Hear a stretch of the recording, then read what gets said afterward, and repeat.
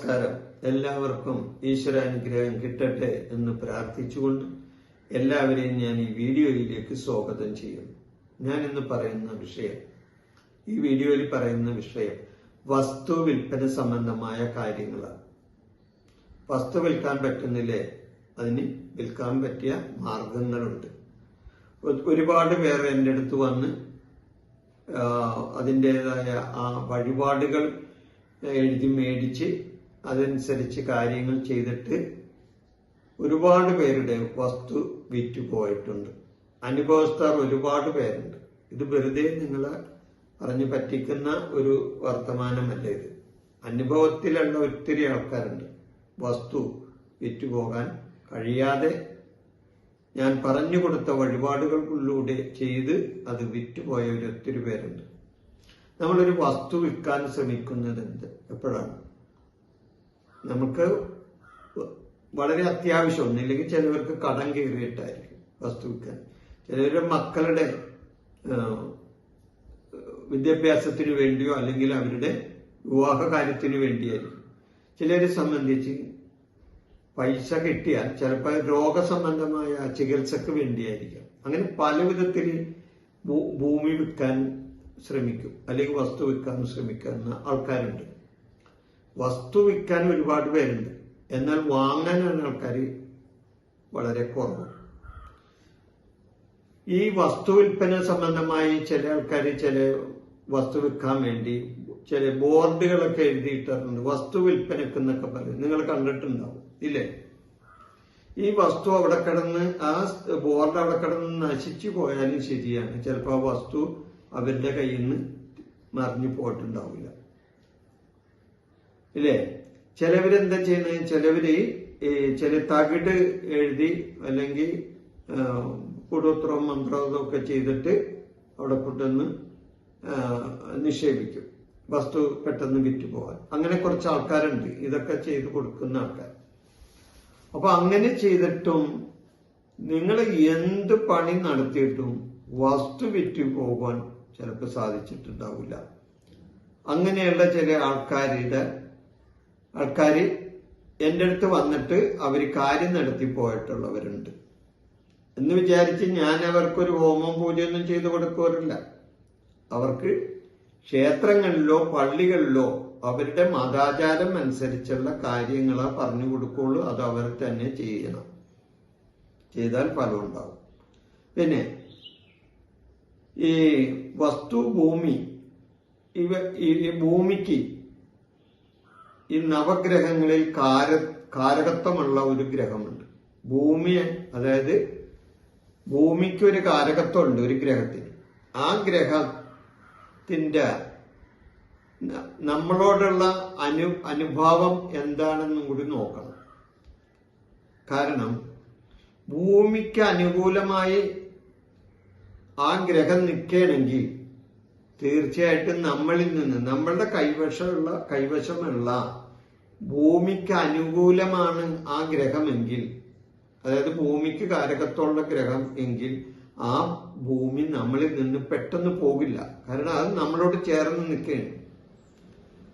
എന്നാൽ ഭൂമിക്ക് കാരകത്വമുള്ള ആ ഗ്രഹം നമ്മൾക്ക് പ്രതികൂലമാണെങ്കിൽ അത് തീർച്ചയായിട്ടും പെട്ടെന്ന് വിറ്റുപോകും. അതാണ് ചില ആൾക്കാരുടെ ഇത് വിൽക്കാൻ ശ്രമിച്ചു കഴിഞ്ഞാൽ അവര് പെട്ടെന്ന് അവരുടെ ഭൂമി അല്ലെങ്കിൽ വസ്തു വിറ്റുപോകുന്നു.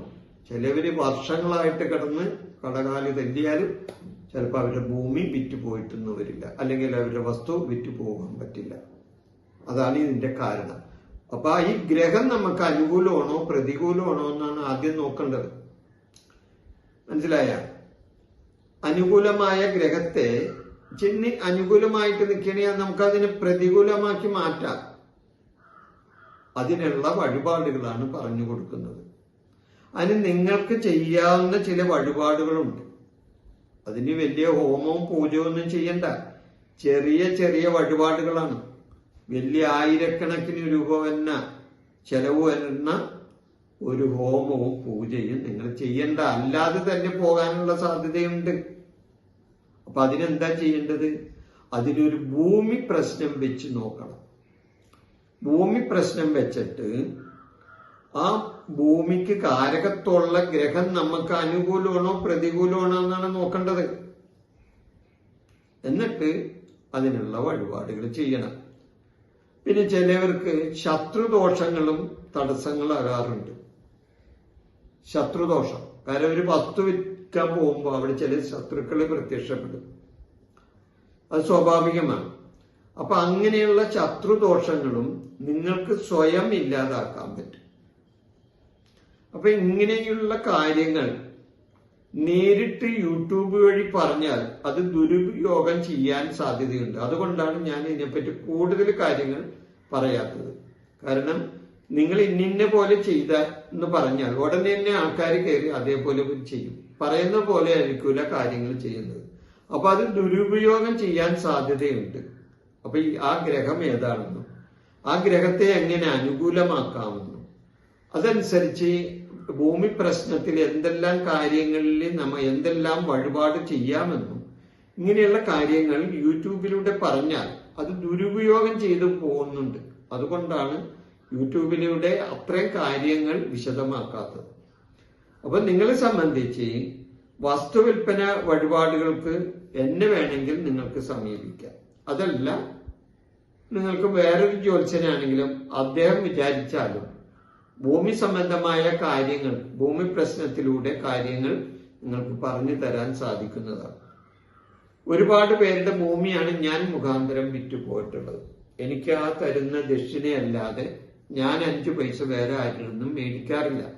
ചിലവര് സന്തോഷമായിട്ട് ചിലവര് വീണ്ടും വിറ്റുപോയിട്ട് എന്നെ വിളിച്ച് എനിക്ക് എൻ്റെ അക്കൗണ്ടിലേക്ക് ദക്ഷിണ അയച്ചു തന്നവരും ഒക്കെ ഉണ്ട്. എന്നാലും ഞാൻ അതൊന്നും ആഗ്രഹിക്കുന്നില്ല. കാരണം ഒരാൾ ഭൂമി വിൽക്കാൻ പോകുന്ന അത്രയും ബുദ്ധിമുട്ടും പ്രയാസത്തിലും ഇരിക്കുമ്പോഴായിരിക്കും. അപ്പൊ അവനെ നമ്മൾ ചൂഷണം ചെയ്യാൻ ഇടവരരുത്.